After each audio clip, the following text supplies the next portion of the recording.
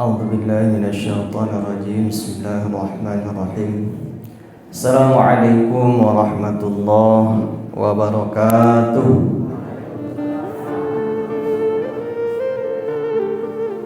إن الحمد لله نحمده ونستعينه ونستهديه ونتوب إليه ونعوذ بالله من شرور أنفسنا ومن سيئات أعمالنا من يهده الله فلا مضل له ومن يضلل فلن تجد له وليا مرشدا أشهد أن لا إله إلا الله وحده لا شريك له وأشهد أن محمدا عبده ورسوله لا نبي ولا رسول بعده اللهم صل وسلم وبارك على سيدنا محمد وعلى آله وصحبه أجمعين قال الله تعالى في القرآن العظيم أعوذ بالله من الشيطان الرجيم بسم الله الرحمن الرحيم يا أيها الذين آمنوا اتقوا الله حق تقاته ولا تموتن إلا وأنتم مسلمون صدق الله العظيم.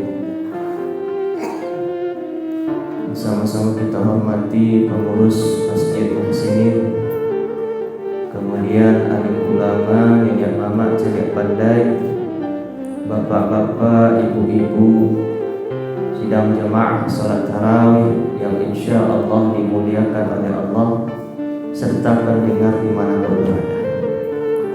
Jadi bapak ibu, dari malam pertama aku ceramah sampai malam kini, aku nan pakai barekam. Jadi batambalo salam untuk penonton di mana saja.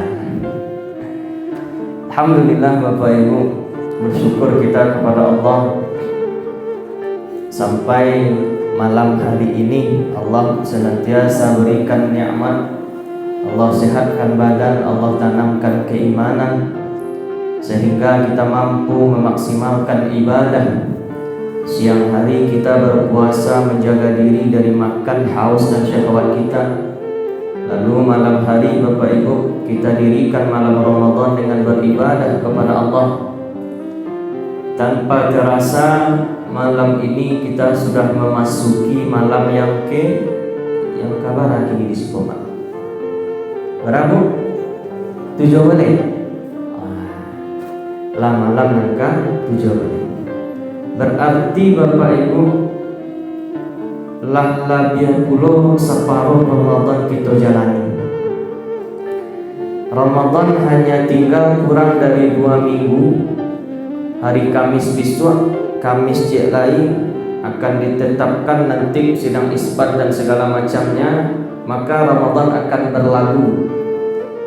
2 minggu dari sekarang Bapak Ibu, kemuliaan ini akan hilang.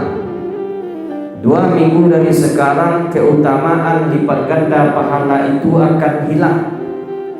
Dan kapan Ramadan itu akan kembali, yaitu tahun depan 1448 Hijriah. Tapi yang menjadi pertanyaan, Ramadan pasti kembali. Pertanyaannya laika adojo kita atau suatu hari. Maka Bapak Ibu, kalau seandainya kita ada keyakinan atau ada keraguan, yakin kita akan balik kepada Allah, dan ragu kita apakah balik ke Allah itu setelah Ramadan tahun besok atau barangkali Ramadan kini ke Ramadan terakhir, maka perlu kita sadari memaksimalkan sisa-sisa Ramadan itu tugas terpenting untuk sekarang. Ini kalau lah masuk setengah Ramadan ke Bapak Ibu, ujian mulai datang. Di awal-awal Ramadan itu rahmat Allah itu turun. Orang-orang semangat beribadah, bacaan Al-Quran diperbanyak, puasa dijago, sembahyang malam, solat dijago, banyak. Tapi kalau masuk pertengahan Ramadan, maka semangat ibadahku mulai diuji di Tuhan. Barangkali nan masuk karajo mungkinlah normal karajo nan pegawai lah masuk, nan maja sekolah lah masuk, anak-anak pemuda nan sekolah kuliah lah masuk belum, atau barangkali lah ada rencana mudik lebaran segala macamnya, itulah mulai mengganggu aktivitas ibadah. Apalagi kalau lah masuk malam-malam terakhir, semakin banyak gangguan. Baju rayu lah nan ada dibeli, selalu buang, talar buang, kalau buat jangit, kalau buat inyak, loyang, segala macam. Akhirnya rentan Bapak Ibu, semakin Ramadan ke ujung, maka semakin kurang ibadah. Padahal Nabi sampaikan dalam banyak keterangan, kemudian disimpulkan para ulama, Ramadan ini semakin ke ujung maka dia semakin istimewa. Bahkan Nabi itu katakan, kalau kita ingin mencari Lailatul Qadar, maksimalkan 10 malam terakhir. Kau kan semakin kamu semakin terakhir Ramadan, semakin ke belakang, semakin ada kemajuan di masa ini. Biasanya saat ibu-ibu 5 saf, lalu kemakin belakang maju ke saf 3. 2 saf hilang. Biasanya terjadi bentuk itu karena banyak yang melalaikan. Maka Bapak Ibu, diujilah keistiqomahan ketika ini. Makanya Allah sampaikan, bagi orang-orang yang istiqomah itu apa? Allahu falahum ajrun ghairu mamnun, pahala yang tak terputus. Maka suinya yang tak terputus itu, Ustaz. Maka suinya Bapak Ibu, kecil para ulama, kalau ada seseorang hamba, kecil para ulama, ada seseorang yang melakukan suatu ibadah, misalkan taruhlah ibadahnya kok sembahyang tahajud, rutin dilaksanakan, selalu dijago, sebelum lalu dipasang alarm dan segala macamnya. Tapi ada satu hari di mana ia tak sanggup melaksanakan tahajud, mungkin ia tak kalau. Berarti jagonya di pagi itu orang subuh kiranya tak bisa melakukan solat tahajudnya. Maka kecil para ulama Bapak Ibu, orang yang tak bisa melaksanakan solat tahajud di hari itu, karena istiqomahnya sebelum hari-hari itu, Allah tetap catatkan pahala tahajud untuk dia hari itu. Kalau kita bawa ke suasana Ramadan, Pak, ada di antara kita misalkan berpuasa, kita rutin jago puasa dari hari awal. Lalu di tengah puasa kira ada masuk kita tak dapat melaksanakan puasa, mungkin sakit, atau mohon maaf bagi saudara-saudari, atau mohon maaf bagi kaum perempuan datang haid, tak mampu melaksanakan puasa, mampu tapi tak boleh. Jadi ibu-ibu, kaum perempuan kalau datang haid tak boleh melaksanakan puasa, tak boleh. Kalau terlampau solehah puasa, saya Ustaz anak bisa, haram. Maka kata para ulama, berbekas atau berbekalkan istiqomahnya dari awal Ramadan, sehingga sampai suatu hari tak mampu melaksanakan Ramadan itu dengan alasan syar'i, damang dan segala macamnya, maka di hari itu tetap Allah catatkan pahala Ramadan. Ini pahala istiqomah itu. Maka Nabi sampaikan, antara Ramadan dengan Ramadan berikutnya, kata Nabi, bagi seorang yang beriman itu akan menjadi penghapus dosa. Untuk orang beriman yang mana? Yang memaksimalkan ibadah Ramadan di awal, berlanjut sampai ke tengah Ramadan, di akhir Ramadan semakin beribadah, bahkan berlalu pun Ramadan ibadah masih tetap dijaga sampai bulan-bulan berikutnya hingga Ramadan tahun depan. Maka kata para ulama, ibadah yang dia laksanakan antara Ramadan itu yang dia istiqomahkan, selain mendapatkan pahala juga akan menjadi ampunan bagi dia. Maka Bapak Ibu jamaah yang dimuliakan Allah, sisa beberapa hari Ramadan ko maksimalkan untuk ibadah. Boleh kita siap-siap untuk lebaran, hari raya, baju rancak segala macam, silakan. Tapi jangan sampai itu melalaikan kita. Jangan mulai cari banyak alasan. Eko hujan seketik rinai ala bajeden alasan. Nah, baik ke masa kita dulu lalu je. Dulu lalu sampai sudah tarawih nak nampak dan dulu lalu tu. Tak kamalan. Maka Bapak Ibu bermohon kita kepada Allah hingga akhir nanti Ramadan, Allah tetap berikan istiqomah kepada kita. Bapak Ibu jamaah yang dimuliakan Allah, dalam waktu yang singkat ini insya-Allah kita akan bahas salah satu ayat-ayat Ramadan Bapak Ibu. Jadi tentang ibadah puasa di Ramadan ko Bapak Ibu, Allah tak turunkan satu ayat saja. Kadang kan kita tahu ayat tentang puasa ko kan Al-Baqarah 183 saja. Ya ayyuhalladzina amanu kutiba alaikumusiyam sampai akhir. Padahal untuk ibadah puasa dan Ramadan Allah turunkan satu paket ayat. Satu paket. Itulah Al-Baqarah 183 yang dimulai dengan itu. berlanjut sampai 187, 83, 84, 85, 86, 87. Ada 5 ayat yang Allah turunkan terkait tentang perintah puasa dan ibadah di dalam bulan suci Ramadan. Kita akan ambil satu ayat, yaitu ayat 184. Yang ini Bapak Ibu akan menjadi pedoman di dalam kita melaksanakan ibadah puasa. Dan barangkali bagi beberapa orang atau sebagian dari kita, ini akan menjadi panduan untuk menyempurnakan ibadah Ramadan ketika nanti Ramadan telah berlalu. Ayatnya ayyaman ma'dudat itu sampai akhir. Ayat 184 dari surat Al-Baqarah ini Bapak Ibu, itu Allah menggambarkan atau Allah memaklumi barangkali ada di antara orang-orang yang beriman ini di dalam bulan suci Ramadan dia tak melakukan puasa dengan alasan-alasan tertentu.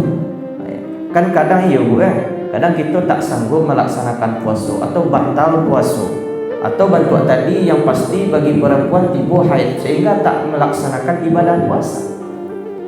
Maka kata Allah, silahkan. Tapi ketika ibadah puasa yang wajib ini ditinggalkan atau tak dilaksanakan, maka harus diganti. Sama je sembahyang Pak Misalkan ada sembahyang wajibnya awak tinggal, taruhlah tadi awak nak sembahyang subuh. Maka bagaimana ketika kita meninggalkan salat subuh ini, misal terjaga jam 8, apakah berlalu begitu saja? Tidak. Harus diganti salat subuh itu. Setiap salat yang ditinggalkan, salat fardu harus diganti. Ustaz, ambo yang pernah meninggal sembahyang dulu Ustaz. Barang setahun, ambo nak sembahyang setahun. Di kok kali ganti setahun yang lama Ustaz, tak tahu Ustaz. Ambo punya biti, ambo ganti saja agak ibadah umrah 5 kali, bisa Ustaz? Tak bisa. Tak bisa. Begitupun dengan puasa Bapak Ibu. Satu hari yang dibatalkan atau tak dilaksanakan puasa itu, maka tak bisa diganti dengan ibadah lain, umrah segala macamnya. Agak 10 kita bangun masjid, tak bisa mengganti satu puasa yang dibatalkan itu, apalagi kalau sengaja. Maka ada ketentuan yang Allah berikan. Kalau seandainya seseorang tak puasa, kata Allah, maka ada cara menggantinya. Setidaknya di dalam ayat itu Bapak Ibu, ulama menurunkan atau mengeluarkan 3 cara penggantian puasa. Yang 3 itu Bapak Ibu, itu akan kita lakukan tergantung keadaan, bukan pilihan. Jadi nanti itu bukan pilihan, tapi tergantung keadaan. Yang pertama, boleh jadi dia akan mengganti dengan puasa yang lain. Tak puasa di Ramadan, lalu akan diganti dengan puasa lain setelah Ramadan. Atau yang kedua, dia akan membayar fidyah tanpa mengganti puasa. Atau yang ketiga Bapak Ibu, inyo mengganti jam puasa plus inyo karena lo membayar fidyah. Kita jalan secara singkat. Yang pertama, bila keadaannya kalau seandainya kita harus mengganti jam puasa belum, barangkali ada beko yang tak puasa kan, aku panduan pak acara menggantinya agar Ramadan awak sempurna. Kalau seandainya seseorang di dalam kondisi normal sanggup berpuasa, kalau sehat badannya sanggup puasa Pak. Dalam kondisi normal bisa puasa. Tapi ada faktor lain yang membuatnya tak mampu berpuasa. Misalkan inyo sakit, atau misalkan bagi wanita yang tiba-tiba haid, atau juga misalkan inyo melakukan perjalanan. Jadi kan melakukan perjalanan bukan salah satu hal nan boleh kita tak puasa. Tapi syaratnya ada, tak sembarang perjalanan. Misal kita dari muka aku pergi ke guguk ada okeynya, tak puasa pula tak bisa. Ada puasa di berjalan tadi, ada perjalanan ke guguk, ada okey tak bisa. Kalau kita mau tak puasa dengan alasan perjalanan, syaratnya yang pertama perjalanannya jauh, minimal 85 km. Kalau ajak siko mungkin sampai Pariaman lah Pak, minimal. Yang kedua yang paling penting Bapak Ibu, perjalanan sudah dimulai sebelum fajar atau waktu subuh. Jadi sudah awak makan sahur ala berjalan awak. Ambo contohkan misalkan kok ada ibu-ibu Yang pergi ke Padang mencari baju rayu, misalkan Padang kan jauh Pak, lebih 85 km. Tapi barangkali jam 10 pagi, ndak boleh le membantah puasa. Ndak boleh le nyo ndak puasa gara-gara perjalanan. Ustaz, tiba siang di Padang mabuk muntah selayang payah, ndak sanggup melaksanakan puasa, tak sanggup melanjutkan, le boleh dibantah? Boleh. Tapi alasannya tidak lagi perjalanan, tapi ketidaksanggupan aja beda. Nah, kalau ada orang-orang dalam bentuk itu Bapak Ibu, dalam keadaan normal bisa puasa, tapi ada hal lain yang menyebabkan dia tak sanggup berpuasa, maka kata Allah, nanti setelah Ramadan berlalu, inyo ganti puasa itu balik. Misalkan nyo pergi ke Padang tu 3 kali nyo pergi ke Padang cari baju tak dapat baju baru. Tapi kini modelnya kan, ini kan tiap tahun ada model. Terakhir nampak jadi dulu daster bini orang juga. Tak tahu lah mau bentuknya deh. 3 hari yang tak puasa misalkan, besok setelah Ramadan 3 hari dulu diganti puasa. Yang haid 5 hari atau 6 hari, besok sudah Ramadan Bapak Ibu ganti yang 5 atau 6 hari itu. Harus diganti. Nah itu yang pertama. Dan kedua Bapak Ibu secara singkat, ada kalanya seseorang itu hanya membayar fidyah tanpa melakukan puasa pengganti. Fidyah itu Bapak Ibu adalah kita memberikan makanan pokok kepada fakir miskin. Yang pertama kita berikan makanan pokok, kok bare, maka agian bare. Jangan daging kita agian. Misalnya ada di siku makanan pokok daging bu, hendak makanan pokok sehari-hari biasa makan pagi ayam, siang ayam. Ndak makan nasi, ndak. Jarang, ndak ada kayaknya. Maka apa makanan pokok kita berikan itu? Beras, berikan beras. Kepada siapa diberikan? Buah. Beda dengan zakat. Zakat 8 asnafnya. Tapi fidyah 2 cuma. Fakir cek, miskin cek, 2 itu cuma. Bara nanti agian Ustaz 1 mut. Bara 1 mut Ustaz saparampe sok. Bara saparampe sok tu Ustaz. 1 sok itu takaran zakat fitrah. Berarti 1 mut atau fidyah saparampe dari zakat fitrah. Kalau kita kilogramkan Bapak Ibu banyak terjadi perbedaan. Ada bentuk itu karena mut itu takaran volume. Takaran volume. Sama juga jaya milimeter. Maka kalau dibawa ke kilogram ada perbedaan ulama. Lebih kurang kata para ulama 6 sampai 8 gram. 6 sampai 8 gram. 6 sampai 8 on. Kok nio berbaik hati Bapak Ibu agia salah 1 kilo bare. Itu yang fidyah. Untuk siapa yang membayar fidyah itu, kecek para ulama adalah untuk orang-orang dan memang dalam keadaan normal pun tak sanggup melaksanakan puasa. Contohnya Ustaz, misalkan kok ada nalah tubuh mana, tak tahu le manahan, jadi pasuan, hilang beko, jadi pasuan. Lampu mana tak tahu le kau tak makan agak sekali 2 jam, sekali 3 jam, maka jangan puasa, bayar je fidyah. Atau ada orang yang sakit tak ada harapan sembuh, tak mampu melaksanakan puasa, atau ini sakit sehingga ada ketergantungan obat. Ini harus minum ubat ke dokter 3 kali sehari tak mulia, hilang agak cik. Contohnya kadang Bapak Ibu kini banyak urangan asma tu yang pakai apa namanya alat bantu nebulizer kan. Itu kan semprotan itu kan membatalkan puasa Pak. Kalau kan menyemprotkan cairan sampai ke kerongkongan batal puasa. Maka kalau ada orang yang tergantung je ubi itu harus inyo pakai ubi itu, maka tak usah puasa, jadi puasa. Beko nyo puasa kok jam 1 sasa angok, jam 2 masuk rumah sakit, sudah asal ada ibadah orang di masjid. Jadi puasa, tak boleh ibadah itu dipaksakan. Maka silakan tak puasa, digantilah dengan fidyah. Misalkan inyo tak puasa 10 hari, maka ganti 10 hari dengan fidyah. Atau selama Ramadan kau tak taluk inyo puasa, silakan ganti 30 fidyah. Ustaz dia rugi berarti Ustaz tak dapat pahala Ramadan. Balik kita ke kaji istiqomah tadi Bapak Ibu. Kok lain yang jago puasa di usia muda dulu, sampai usia tua tak taluk dia puasa, Allah tetap catatkan pahala ibadah Ramadan. Balik kepada istiqomah. Itu yang kedua. Lalu yang terakhir Bapak Ibu, yang ketiga, ada kalanya orang yang tak berpuasa ini, cara menggantinya adalah membayar fidyah iyo pulo, mengganti puasanya iyo pulo. Untuk siapa ini? Yaitu orang yang tidak puasa dikarenakan alasan orang lain. Contoh pertama, ibu yang hamil atau menyusui. Inyo badannya sanggup puasa. Kalau inyo puasa tak ada kekhawatiran deh inyo loh. Tapi kalau inyo puasa, inyo kepikiran jo bayi inyo. Kalau inyo puasa takut bayi yang inyo susui atau yang inyo kandung itu kurang nutrisi dan gizi, maka boleh tak puasa. Atau contoh lain Bapak Ibu, awak tak puasa gara-gara menolong orang.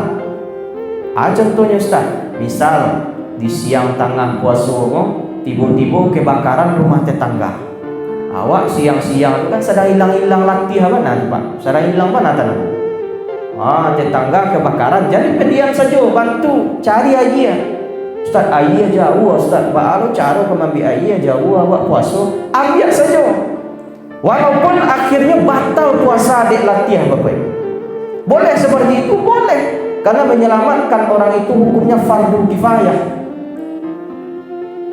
Kok batal puasa sudah itu bahas tak masalah. Maka nanti bagaimana cara menggantinya? Berpuasa ini di sudah Ramadan plus ini bayarkan fidyah. Itu caranya. Jadi ada orang yang mengganti puasa itu dengan mengganti puasa yolo bayar fidyah yolo. Contohnya nan dua tadi. Ibu menyusui atau hamil karena inyo khawatir dengan bayinya, atau orang nan batal puasanya atau tidak puasa gara-gara menolong orang lain. Bapak Ibu jemaah yang dimuliakan Allah, itu 3 kategori Bapak Ibu. Dan mengganti puasa cuma bisa dengan 3 cara itu. Tak ada cara nan lain. Ustaz, solat malam saya agak sebulan baru Ustaz, tak bisa. Ustaz, bersedekah agak 5 juta Ustaz, tak bisa. Berpuasa yang tak dilaksanakan diganti dengan cara tadi tergantung situasi. Wajib mengganti puasa itu Ustaz, wajib. Karena puasa adalah rukun Islam yang harus dilakukan. Bahkan para ulama sampaikan Bapak Ibu, kalau seandainya sebagai penutup, kalau seandainya ada orang yang baru tak puasa, misal inyo tak puasa di Ramadan kini 5 hari, berarti inyo harus ganti 5 hari puasa itu. Ternyata setelah Ramadan masuk Syawal, masuk Dzulqa'dah, Dzulhijjah, Muharram, sampai puluh Ramadan biswa indah juga berganti na 5 ko. Maka bagaimana? Apakah berlalu begitu saja? Tidak. Kecek para ulama, sesudah Ramadan tahun biswa itu 5 ekor tetap wajib inyo ganti, plus inyo dapat dando 5 fidyah.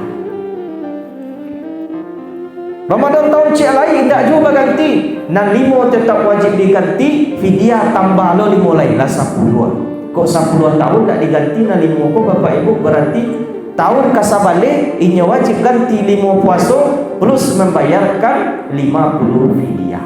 Maka Bapak Ibu jamaah yang dimuliakan Allah, ikut panduan ba'a cara kita menyempurnakan ibadah puasa. Karena barangkali ada di antara kita yang tak melaksanakan puasa dengan alasan-alasan tadi, maka gantilah puasa itu dengan ketentuan-ketentuan yang telah Allah jelaskan di dalam Al-Baqarah ayat 184.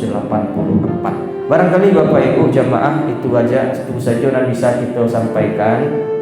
Mudah-mudahan bermanfaat untuk kita semua. Bermohon kita kepada Allah agar senantiasa Allah berikan kita istiqamah, bisa kita maksimalkan Ramadan sampai akhir, dan besok ketika hari raya Aidul Fitri betul-betul kita balik kepada fitrahnya manusia. Fitrahnya manusia tersebut yaitu tak membawa dosa kepada Allah Subhanahu wa taala. Nio memaksimalkan Ramadan, Bu. Bayangkan saja Ramadan kini ko terakhir. Sudah Ramadan kini ko kita balik kepada Tuhan. InsyaAllah maksimal ibadah kita. Nah, itu saja. Mohon maaf atas segala kesalahan. Assalamualaikum warahmatullahi wabarakatuh.